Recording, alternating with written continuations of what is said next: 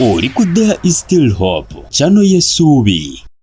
Kale yonna gy'osinzira okutulaba ndowooza oli mulabe mulungi era muwuliza mulungi w'omukutu gwa There is Still Hope ali ku Tish TV, Tish TV2 ku Facebook, TikTok namwe abatufuna omukutu gwa X.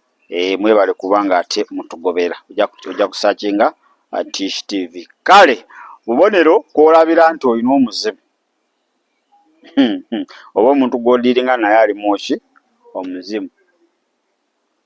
Ntegeera ntya sometimes oyinza obuteezola naye abakulaba, so obubonero bw'olabirako nti omuntu oyo alimu omuzimu naye yetakola ki tamanyi. Ekisookera ddala aba ayagala nnyo enjigiriza ez'abannabbi b'obulimba, okitegedde, aba ayagala nnyo enjigiriza era enjigiriza endala tazaagalirako ddala.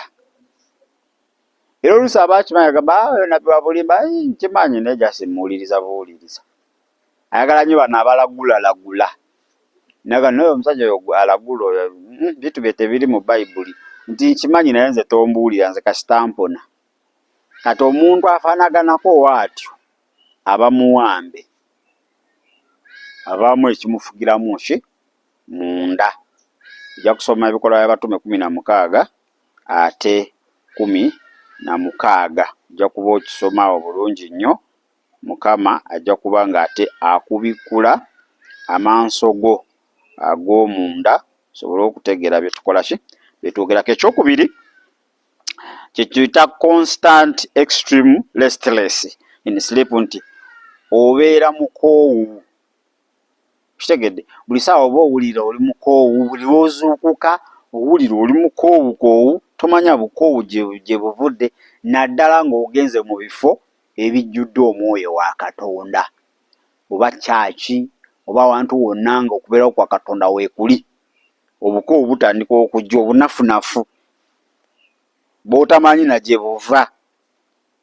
Otandika owulira ng'okooyeredde, otandika okwayuuya, balina basaba ng'oyayuuya ebigambo tebikyakola ki tebikyajja, kubanga guli omuzimu guba tegukukkiriza obeere mu kifo ekyo. Otandika okuba ng'oluzinga focus, basaba oba basomesa kigambo ng'oddamu WhatsApp, oddamu Facebook, ofuluma oyingira ogende manju, total oba offside. Kati manya mugwe mulimu ekintu ekitakukkiriza kubaako by'owulira, kyagala ove naawe. Abamu awulira n'eddoboozi erimugamba vaawo oddayo ewaka, owulira obukoowu nakanyama. Ogamba kimanyi ebizibu bwe ntuuka ku kyaki mpulira nabivaako, nja kulabiranga online. Ate online olabawo eddakiika 2 WhatsApp message nejja ng'ate emboozi eri interested nnyo oba interesting. Ogenda okudda ku gundi ku online kw'obadde osabira nga bali mu kuwaayo, n'osindikayo 2 ku ssimu, anti kati balina online offertory, n'osindikayo 2 era nawe ne weebala nti obadde mu saaviisi, ne weerimba. Okwerimba kuli okw'ekika ekyawa okw'ekika ekyawaggulu. Omanyi twefera, otegedde, sitaani tatukkiririza ddala okuba nga ate ffe tukola ki tufokasinga, naye nti bwakulaba nga oyagala kufokasinga ku by'obwa Katonda ng'akubuzaabuza. Kati mu kukubuzaabuza wano oba kusaba n'otandika okukoowa, naye wojjayo essimu n'odda ku bibye paka ku makya. Data yakuyamba ate waggwako weewola. Manyi ono sitaani ya settinga standard, data wakuggwako basobola okukuwola eya time. Oya time waggwako bawola ne data. Data waggwako gwewoze ng'ogenda kuweewole sente nga bakuwola, oyo waggwako ng'ogenda ku Kale naye Mukama akusumulule. Ekyokusatu, oba okyawa nnyo baweereza ba Katonda ababuulira enjiri ey'okusumululwa oba abakola deliverance. Obuweereza bwonna obukola deliverance oba tobwagala. Lwaki? Ekiri mu ggwe munda kiba tekikukkiriza kubanga osumululwa. Tegikkiriza. So buli we kiraba nti ono agenda kuyambako osumululwe ng'omukyawa, omusumba oyo yantama, gundi oyo yantama, naye nga tewali nsonga lwaki yakola ki, tewali nsonga lwaki yakutama. ministry eyo yantama naye nga si ye gwe akyogera waliwo ekifugira muki ekifugira mu ggwe munda okitegeera kale Maaka 1:23 agamba atya just then a man in their synagogue who was possessed by an impure spirit cried out, what do you want us with us, Jesus of Nazareth? Have you come to destroy us? I know who you are, the Holy One of God. Olaba emizimu nga bagira emiyaye yefuula nga jje gimanyi oyo omuntu vaawo oyo musajja mubi nnyo wumbe waliwo girabye fire kati gino gyalaba Yesu era gwe Holy One mbu gyagala musudiya agiveeko yagigoba kati tokkirizanga awantu omanyi togenda kusumululwa emizimu gikugobewo okitegedde Luka 4:18 agamba atya the spirit of the Lord is upon me, he has anointed me to proclaim good news to the poor, he has sent me to proclaim freedom for the prisoners and recover of sight for the blind, to set the oppressed free. Oyo Mukama waffe Yesu ng'ayayogera nti omwoyo wa Mukama ali ku ye kubanga afukiddwako amafuta okwogera ebigambo ebirungi eri abo abaavu ate okubanga awa eddembe eri abasibe n'okukomyawo abo abaaziba mu mwoyo okubanga balaba n'abanyigiriziddwa. Kati gino emizimu gyo gyagala onyigirizibwe kyova agikukyaya buli omuntu yenna agenda okuyamba okuba ng'osumululwa. Namba 4 tulina constant tormenting thoughts which make you lose peace. Nti obeeraawo nga olina ebirowoozo ebibi nebikumalako emirembe. Lwaki tomuvuma? Lwaki tomukola wooti? Lwaki tewetta? Lwaki teweekyawa? Lwaki teweesuula mu mmotoka? Lwaki ebyo byonna ebirowoozo bisigala bikola ki? Bijja. Kati buli woobanga muggwojjudde ebirowoozo ebibi nga bikumazeeko emirembe si ye ggwe, mulimu tormenting spirit mu ggwe eyagala okuba nga ekola ki? Eyagala okuba nga ate ekuleetera okuzikirira. Kale ojja kusoma ekitabo kya Yokaana 13:3 olabe Juda Iscariot ebirowoozo ebibi kasita byamuyingira bittiwe bbubu kyeyazaako naawe okimanyi. Osome Maaka 5:15 agamba when they had come to Jesus they saw the man who had been possessed by the legion of demons sitting there dressed and in his right hand and they were afraid. Ndowooza omusajja oyo omulaba gyali gyamusiba ng'alina legion. Osomako mu bitabo bye bigamba nti yali yeesiba amasanga ng'asula na mu mpuku ng'abantu bonna baamuvaako. Kati Sitaani asobola okukusiba endowooza abantu bonna ne bakuvaako n'olowooza nti oli wekka naye nga abantu bakwagala naye nga Sitaani yakulibye abantu bonna baakukyawa okakana ng'akuzikiriza naye olwaliro Yesu agenda kuba nga ataakusumulula. Ekyokutaano kye tuyita violence. Otuuka ekiseera nga oli so violent. Violent kyeki mu Luganda nga tosoboka kankozesa ekyo nga tosobokerako ddala nga buli ssaawa oyagala kwetuusaako bulabe. Kitegedde ng'ebintu by'okola bikosa abalala biri so violent. Kyolina okumanya nti omuzimu egubeera mu muntu oba mu bulamu bwe omuntu oyo aluzinga sense of awareness aba takyaliye aba takyetegeera ne self control aba takyasobola kwefuga. Okitegeera kyobala nti mu kyakya baba bamusabira emizimu gibeera so violent era wewatabaawo bakwata muntu oyo baba asha ayinza bakuba mwena nga nga temusaana musiba supiiri waliwo aba egiri so violent nga gyagala nakwonoona buli kimu mu kanisa. Kitegedde naye omuntu oyo bwe gimala omuggwako nga bagigobye n'omubuulira ekibaddewo oba n'omubuuza ki ekibaddewo aba tabitegeera kubanga aba aluuzinze ki?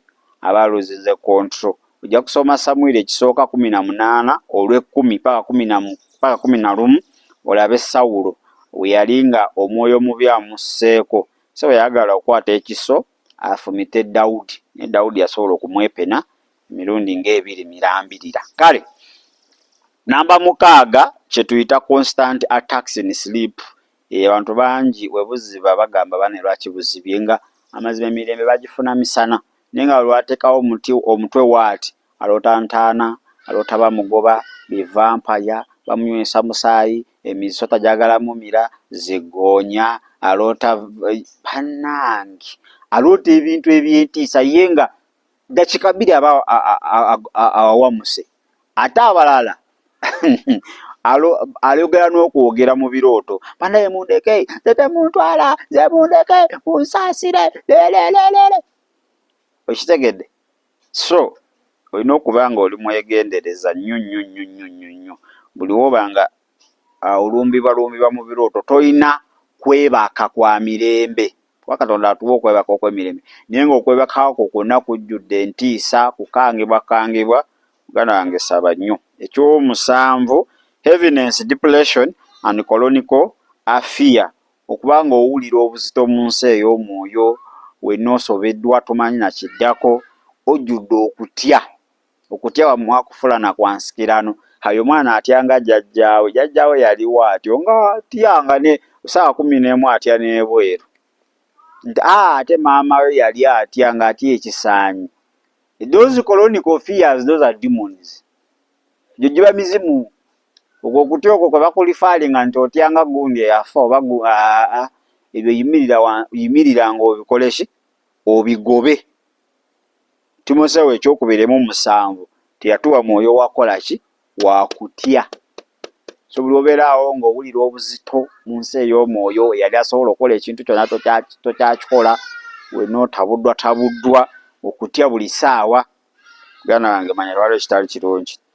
Akabonero ak'omunaana attracted to defile things, oyagala nnyo ebintu ebyonoona oba ebyonoonese gwe towulyangako bagamba nti oyo ayagala nnyo ebyonoonese okitegedde abaagala okulwana ne babanga ababivaako gwabasuddiya mu kyalo basalangawo layini asala wano ye musajja oyagala beekube n'oteekawo engalo kuba wano mpa ente yange ne beekuba gwe byoyagala awali vulugu awali gwenga osuddiya ekintu kyonna ekigenda oleeta obuzibu gwe nekuba kuteekamu ssente okiteekamu.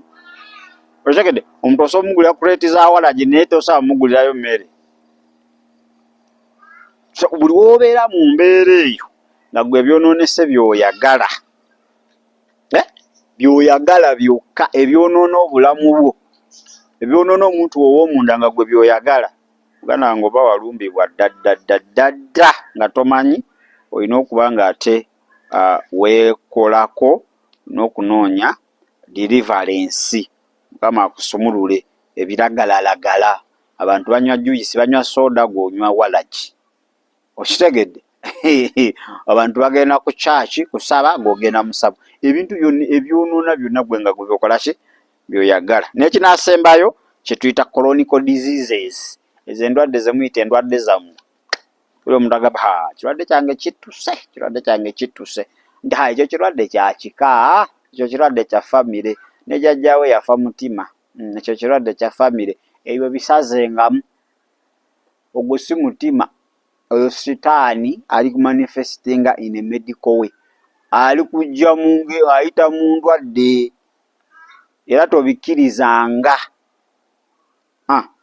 Ojja kusoma ekitabo kyani Luka 13:11 osome Maaka 9:25 osome ne Luka 4:38 paka 4 osome n'ebikola by'abatume 10:38 olabe Yesu Omunazaleesi we yafukibwako amafuta n'amaanyi n'atambula ng'akola bulungi ng'asumulula abo bonna abawambe n'abajogeddwa sitaani ate Mukama yali naye. Naawe Mukama akusiikana olwaleero akusumulule mu ndwadde zonna ezo zoyita ez'ekika zoyita endwadde zo si ndwadde zo. Omubiri gwo yeekalo ya Mukama Mwoyo Mutukuvu mwatuula si ya ndwadde mu linnya erya Yesu Kristo Mwana wa Katonda omulamu. Asobola banga chronical diseases zikwesibyeko muganda wange noonya okusumululwa egyo giba mizimu egyekwese mu ndwadde. Gamba Yesu